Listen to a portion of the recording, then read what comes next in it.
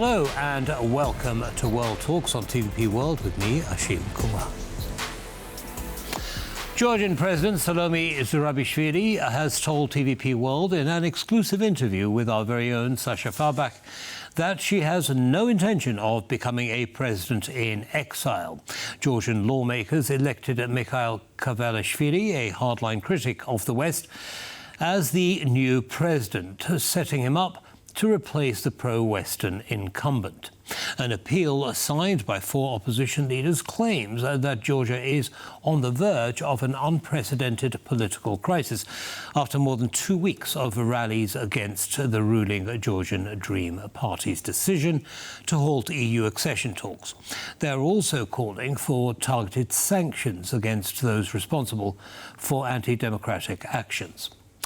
Where do the pro-democracy protesters go from here? Well, to explore this, we're joined by Givi Gigitashvili, Research Associate at DFRLab at the Atlantic Council. Welcome to TVP World. Thank you for taking the time. Thank you for having me. All right, so give us an overview. The president is currently saying, she has no intention of being a president in exile, which implies that she'll be going back to Georgia. Is that a risky step for her to take? I think that President Salome Zourabichvili can really play an important role in Georgian politics after her term expires. And what I mean here is that for these protests to succeed, there are, in my opinion, 3 important preconditions. Number 1 is that external actors and then the West should reinforce its pressure against the Georgian, let's say, they call themselves government, but no one actually recognizes election results, right? Secondly, there should be more powerful local actors and mostly opposition parties, and Salome Zourabichvili will be part of opposition soon, right? And then finally, I would say that there should be also some cracks emerging into the regime and then into the system. So these are really interconnected because when people are protesting in Georgia, they see that basically when Western countries are reinforcing their support to the people, it revives mood for protests, right? But at the same time, currently these protests are really grassroots and citizen-driven. So they do not have leaders. And I think that at one point, these people who are protesting constantly and fighting for Georgia's future will need explicit leaders and who will be the voice of this, let's say, movement. And you see Zourabichvili being that person. Exactly. What about the rest of the opposition parties, though? I mean, the 4 of them are quite vocal and active. Could they not step into the role? Should they not play a part? Unfortunately, I don't think that opposition parties currently have power to mobilize people. They are part of this protest, but they are not leading these protests. There are no, let's say, speakers during protests who would say their words. We don't have stage in Tbilisi in front of parliament where people would just convey their, let's say, thoughts and everything. So this is, again, driven from the bottom. And Georgian political opposition parties, they, of course, are there, but they do not really have any substantial role in the ongoing protest. In the leadership and the unification of the protest towards the direction. You mentioned cracks in the ruling quote-unquote party. Are there any signs of any cracks in that party? There are signs, but unfortunately these signs are not enough for Georgian Dream to reverse. Examples? So, for example, we have seen some technocrats in different ministries resigning. We have seen, let's say, public figures who used to be loyal to the Georgian Dream now publicly opposing what the police is doing against the protesters. And we have seen different journalists leaving state-controlled TV channels. But again, this power vertical remains quite strong. And this relies on 2 things currently. The one is this police and riot police and law enforcement bodies. And then second one is this information machine, which continues to brainwash people and continues to discredit protests and convince people that basically these protests are orchestrated from external forces. So I think that sanctions are really important to create these cracks. I want to come to the sanctions in just a second, but before we do that, talking about the cracks, how would you describe the relationship or support that Russia provides to Georgian Dream? Look, I would say that no one currently has any doubts that Georgian Dream has connections with Russia, and then I'm pretty sure that Russia is doing certain things and helping Georgian Dream in the behind the scenes. But for me, as an, let's say, open source investigator, I need technical evidence to make certain interference attempts, let's say, conclusions and attribute them, right? So what I see is that Russia's interference into Georgian politics and also in elections were quite covert, unlike Moldova, for instance, when everything was very explicit, like the origin of certain interference attempts, right?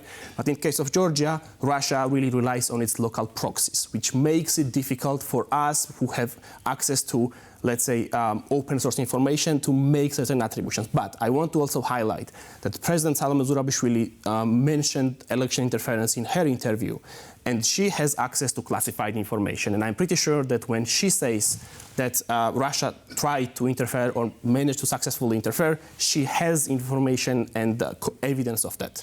And she also refers to interference in Romania and Moldova as well as Georgia. So as you say, she has access to classified information. So yes, it does seem a pretty strong case. Now, talking about external responses. The United States, for example, has refused to issue visas to 20 officials of the Georgian Dream Party in response to the way that the protests have been suppressed. What do you think of that move, and shouldn't Europe be following suit, or maybe they should have done it first? I think that the current sanctions are not sufficient for Georgian Dream to change its attitude towards protesters at the first place, who are brutally beaten in Georgian streets. And what I really think is that sanctions should be at the first place financial and personal, and also quite carefully calibrated to avoid any harm for Georgian citizens. And they should be, EU should act faster, because after 2 months, it may be already too late. But what I would say is that when I'm talking about sanctions, the main, let's say, effect it can have is to create internal dissent inside Georgian Dream, so that people realize that, okay, so we are sanctioned now, and they understand that they can't stay in power forever.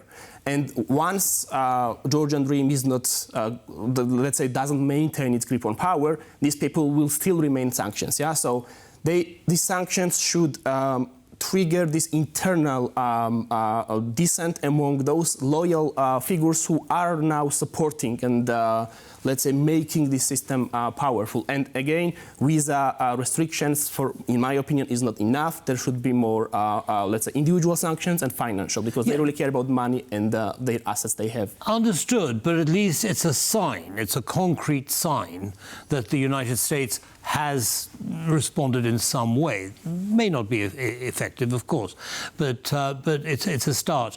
Now, you talk about the EU imposing focused sanctions and so on, which is fine, except for the fact that Hungary says that they'll oppose any move by the EU to impose those sanctions. What now?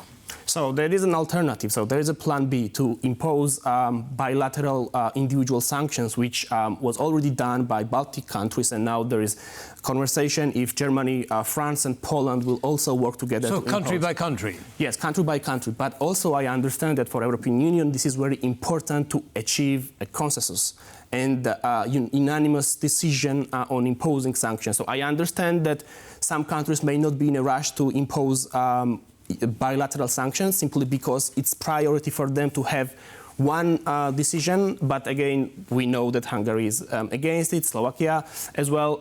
So I think EU should continue trying, having, let's say, the consensus on that, but at the same time, they should always keep working on Plan B and still consider individual sanctions as an option if they can't have EU-wide sanctions against. Okay, so individual sanctions is Plan B, as you put it.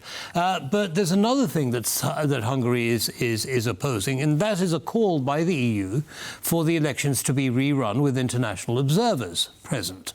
And that's not something that individual countries can do. What does this tell you about the decision-making process and effectiveness, therefore, of the European Union in this situation?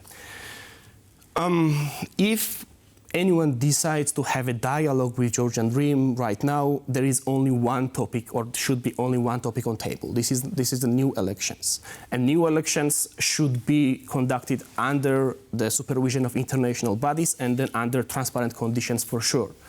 But at this stage, I don't have this feeling that Georgian Dream is trying to even show signs that they can consider this option. And that's why I do not really want to make predictions or, let's say, make an assessment how effective this will be or not. Simply because I don't see preconditions at this stage that Georgian Dream is willing to have a dialogue on that.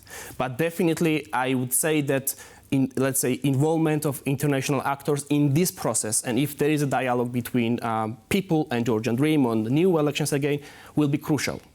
We do not trust Georgian Dream to conduct elections themselves, and this should be again conducted under the international supervision and under the scrutiny of the Western countries. Indeed. Well, we look forward to that actually taking place. Thank you very much indeed for sharing your analysis with our audience. Have a good day. Thank you. Thank you. And that's all from this episode of World Talks. Don't go away, lots more coming up. But from me, goodbye.